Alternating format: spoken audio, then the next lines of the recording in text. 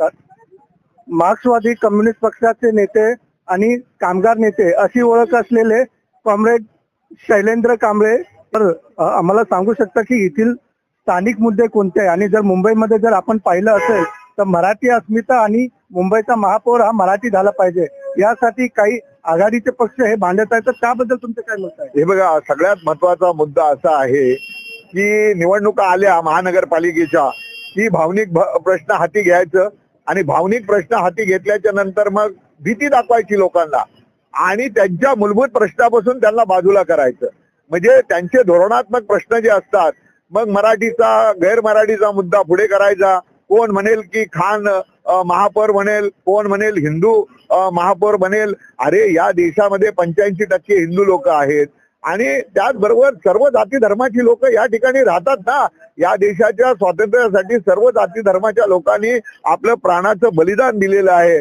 आपल्या प्राणाचं बलिदान देऊन या देशाचं स्वातंत्र्य मिळवण्यासाठी त्यांनी प्रयत्न केला. मग भगतसिंग असतील, राजगुरू असतील, सुखदेव असतील, अशफाकुल्ला खान असतील, या सगळ्यांनी फार मोठं योगदान दिलेलं आहे आणि आपला जीव त्यांनी या देशाच्या स्वातंत्र्यासाठी दिलेला आहे. आणि जर कोण अशा पद्धतीने देशाला म्हणजे विभाजित करण्याचं, धर्माच्या नावा, भाषेच्या नावा, प्रांताच्या नावा विभाजित करण्याचं काम करणार, तर मार्क्सवादी कम्युनिस्ट पक्ष हा नेहमी त्याच्या विरोधात संघर्ष करत आलेला आहे. आता राहता राहिला मुद्दा हा की इथले प्रश्न काय. आता मी या ताकपाड्यामध्ये गेलो, त्या ताकपाड्यामध्ये पाण्याचा गहन प्रश्न आहे. गहन प्रश्न ज्या 25 वर्ष या ठिकाणी मग ते नगरसेवक कमलेश राय असेल, त्याची बायको सुषमा राय असेल, ही या ठिकाणी 22 वर्ष नगरसेविका होती, नगरसेवक होते. मग का हा पाण्याचा प्रश्न सुटला नाही? आता तुम्ही आजूबाजूला सराउंडिंग बघा, आयटीचे मोठमोठे या ठिकाणी सेंटर उभे राहिलेले आहेत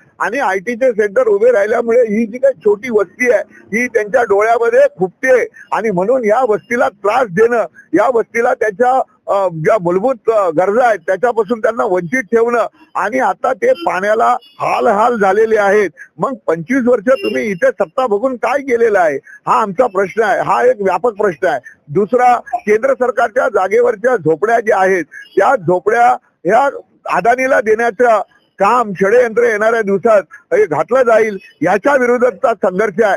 त्याचबरोबर ट्रॅफिकचा संघर्ष आहे.